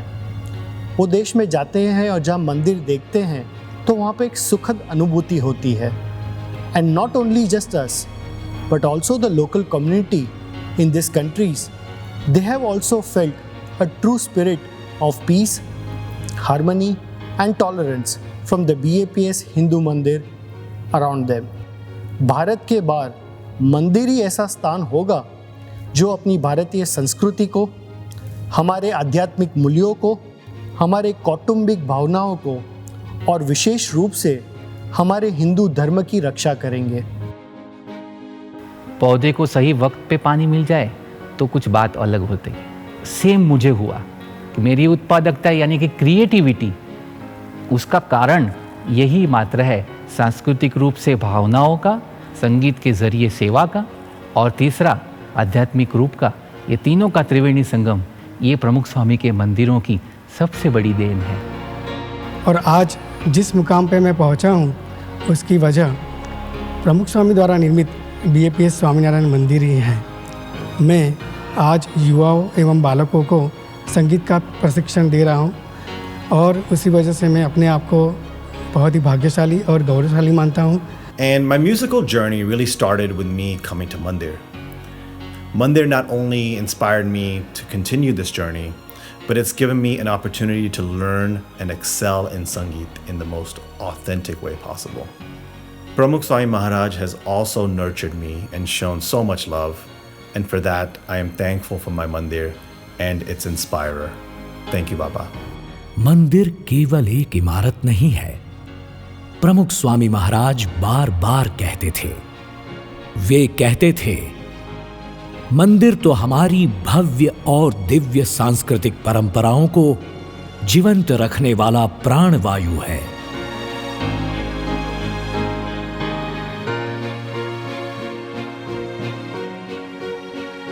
हजार से अधिक BAPS मंदिरों की रचना करके प्रमुख स्वामी महाराज ने लाखों के हृदय में संस्कृति की पवित्र परंपराओं, उत्सवों, संस्कार, चरित्र, भक्ति, सेवा, समर्पण की चेतना जगाई है। हमारे भूले बिसरे सांस्कृतिक रीत रिवाजों का नई पीढ़ियों में उन्होंने नवजागरण किया है। Your kids growing up in United States, and how you're going to instill the values. Temple became our key source that we can take my daughters for Shibir, for a regular visit to the temple. And I have to say that now my both daughters grown up, the values that were instilled by having a temple in United States that Pramukh Swami built is the key reason they have now a great balance between what she learned in United States about US culture and our Hindu culture. और मंदिर में जाकर के जो संस्कार मिलते हैं वो और कहीं नहीं मिलते हैं। भारतवासी जो वहाँ रहते हैं उनके बच्चे आने लगे तो उनमें भी जाकर के संस्कार बहुत वृद्धि हुई और वो अपने माता पिता को चरण छूते हैं, प्रणाम करते हैं और एकदम सभ्यता से बोलना, वैदिक जो मंत्र है उनका उच्चारण, उनको बोलना, ये आरती पूजा ये सब जाकर के उनमें जीवन में आ गई। तो जाकर के आज हांगकांग का ये समझ लो कि भारतवासियों का उद्धार हो गया। Mandir gets my inner soul charged up and teaches me what is good, what's bad, what's right and what's wrong, and my behavior inspires my friends in school. जिस ग्लैमर इंडस्ट्री का मैं पार्ट हूँ, इस industry में आप अपने संस्कार, values, morals, ethics काफ़ी आसानी से भूल सकते हो, पर मैं काफ़ी ग्राउंडेड रहा हूँ और सही गलत की पहचान रही है। और ये सब प्रमुख स्वामी महाराज और उनके बनाए हुए मंदिरों की वजह से और संतों के समागम की वजह से। भारतीय संस्कृति की भव्य प्राचीन विरासत और आधुनिक पीढ़ियों के बीच एक सेतु समान है ये BAPS मंदिर, जिसकी छत्र छाया में 20,000 से भी अधिक BAPS बाल युवा महिला सत्संग केंद्रों में लाखों बाल युवा महिलाएं भारतीय संस्कार, सद्भावना, सदाचार और सद्विचार से अलंकृत होते हैं। सत्संग, भगवत श्रद्धा, भक्ति और आध्यात्मिक मूल्यों से दिव्य शांति एवं सुख की अनुभूति करते हैं। स्वामीनारायण अक्षरधाम जैसे BAPS महामंदिर हो या लंदन जैसे महानगरों में पश्चिमी दुनिया के चौक में खड़े BAPS मंदिर हो, यहां विश्व के 180 से अधिक देशों के आम नागरिकों से लेकर राष्ट्र प्रमुखों या मानधाताओं तक करोड़ों लोग भारतीय संस्कृति का संदेश प्राप्त कर चुके हैं। लंदन में 12,000 से अधिक स्कूल ग्रुप भारतीय संस्कृति की गरिमा का पान कर चुके हैं। प्रमुख स्वामी महाराज द्वारा निर्मित ये संस्कृति मंदिर युगातीत है, सीमातीत है, कालातीत है, जो आने वाले हजारों वर्षों तक हमारी सनातन संस्कृति की ज्योति को प्रज्वलित करते रहेंगे, हमारी भावी पीढ़ियों को नई ऊर्जा देते रहेंगे, समय की रेत पर संस्कृति के अमीट हस्ताक्षर देते रहेंगे और प्रमुख स्वामी महाराज के पावन पुरुषार्थ, समर्पण और आध्यात्मिकता की अमर गाथा सुनाते रहेंगे।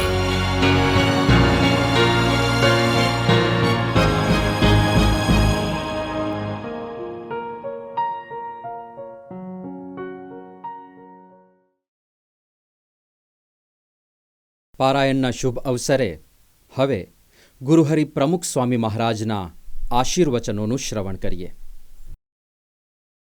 જેની અંદરથી માણસને સુખ શાંતિ મળે અને સર્વ પ્રકારે પોતાના જીવન સફળ બને એવી રીતનું જે આધ્યાત્મિક કાર્ય એ જેટલું લોકો સમક્ષ મૂકવામાં આવે, લોકો એને સારી રીતે સમજે અને એમાં રુચિ થાય અને એ ભગવાનનો આશરો કરે અને પોતાના જીવનમાં ધંધા, રોજગાર, રાજકીય, સામાજિક બધે ક્ષેત્રની અંદર એ પોતે ધર્મને અને ભગવાનને આગળ રાખે, એ એક મહત્ત્વની વસ્તુ છે કે માણસને શાંતિ જેને કહીએ છીએ કે શાંતિ સાચી ભગવાનની પાસે છે, આધ્યાત્મિકની અંદર રહેલી છે, ધર્મમાં રહેલી છે, એ શાંતિ સાચી છે।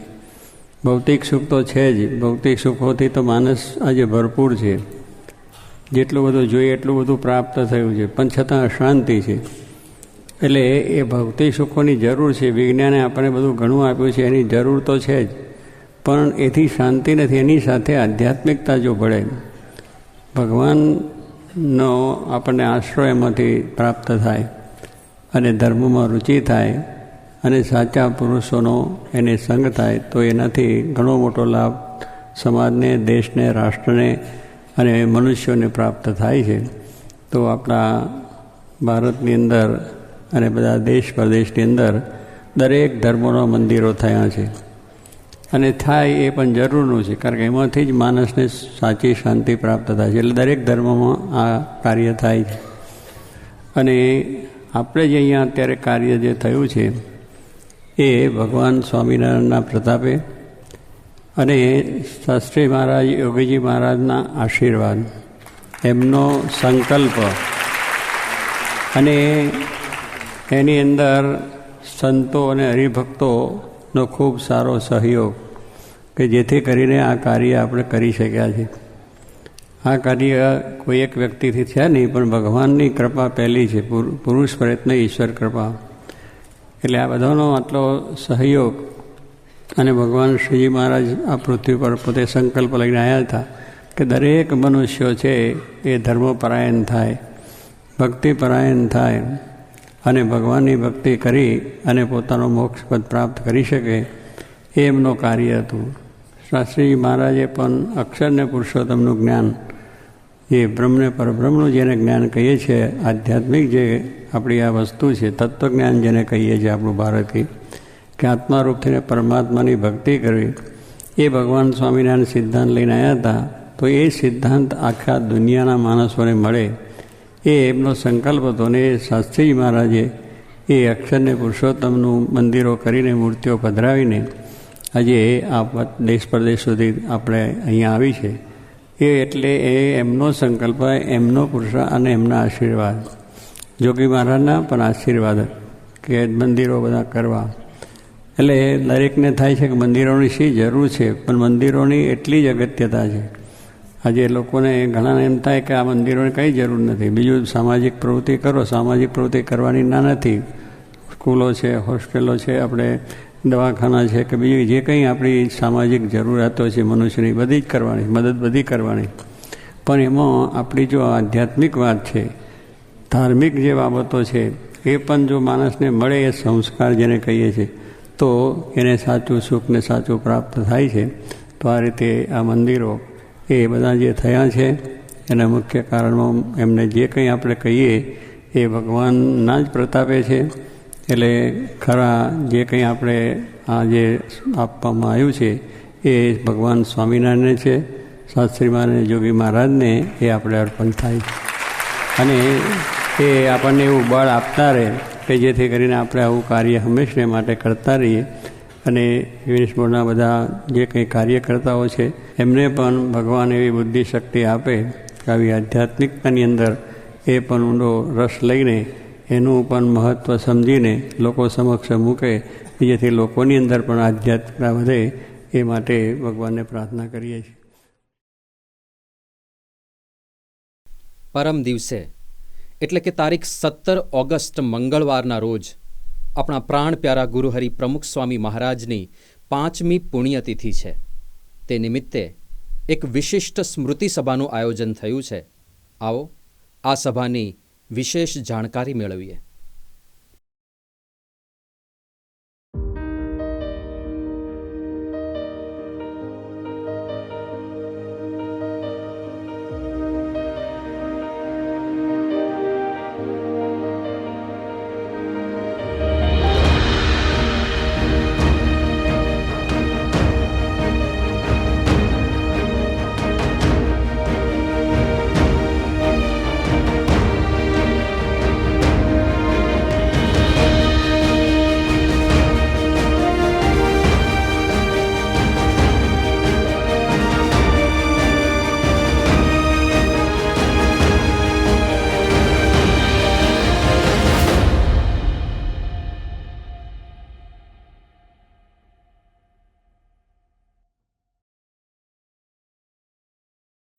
આ વિશિષ્ટ સ્મૃતિ સભાનો લાભ sabha.baps.org, GTPL કથા ચેનલ તથા આસ્થા ભજન આ ત્રણેય પર સાંજે 8 વાગ્યાથી આપણને પ્રાપ્ત થશે. આ સ્મૃતિ સભામાં આપણે ગુરુહરિ પ્રમુખ સ્વામી મહારાજને પુષ્પાંજલિથી વધાવવાના છીએ. તો તેના માટે પુષ્પ અથવા ચોખા તૈયાર રાખીશું અને સાથે સાથે ઠાકોરજીની તથા ગુરુહરિની આરતી માટે આરતી પણ તૈયાર રાખીશું. અને હવે સમય છે ઠાકોરજીને આરતી અર્ઘ્યથી વધાવવાનો. કલકત્તા સ્થિત BAPS સ્વામિનારાયણ મંદિરના દર્શન કરતાં કરતાં આપણે સૌ ઠાકોરજીની આરતીમાં જોડાઈએ. શ્રી સ્વામિનારાયણ ભગવાનની જય.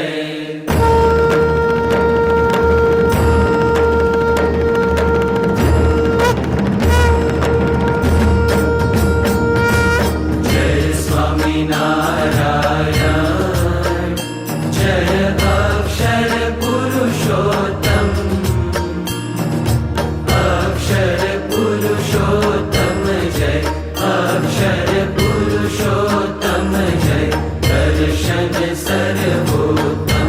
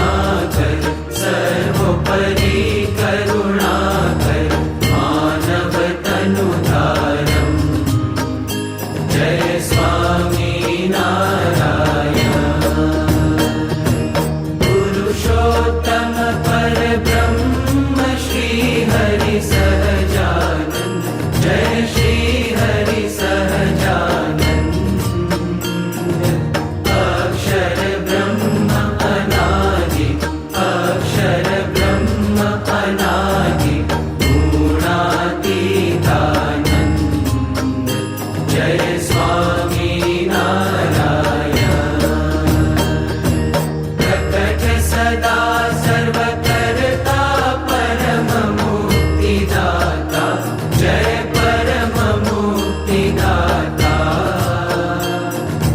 धर्म एकांतिक स्थापक धर्म एकांतिक स्थापक भक्ति परित्राता जय स्वामी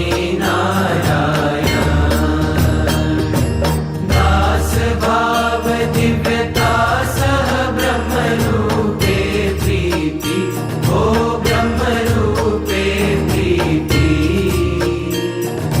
सुरद भाव अलौकिक सुरद भाव अलौकिक स्थापित शुभ रीति जय स्वामी नारायण धन्य धन्य मम जीवन तव शरणे सुफलम ओ तव शरणे सुफलम यज्ञ पुरुष प्रवर्तित यज्ञ पुरुष प्रवर्तित सिद्धांतं सुखदम जय स्वामी नारायण जय स्वामी नारायण जय अक्षर पुरुषोत्तम अक्षर पुरुषोत्तम जय अक्षर पुरुषोत्तम जय दर्शन सर्वोत्तम जय स्वामी नारायण जय अक्षर पुरुषोत्तम जय स्वामी नारायण श्री स्वामिनारायण भगवान की जय। સભાના અંતમાં ધ્યેય મંત્ર અને પૂર્ણાહુતિ શ્લોકનું ગાન કરી સભાને પૂર્ણ કરીએ. સર્વ હરિભક્તોને જય સ્વામિનારાયણ. गुणातीतं गुरुं प्राप्य ब्रह्मरूपं निजात्मनः विभाव्यदासभावेन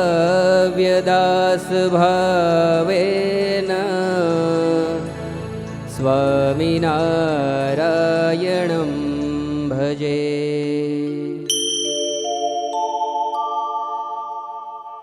श्रीहरिं साक्षरं सर्वदेवेश्वरं भक्तिधर्मात्मजं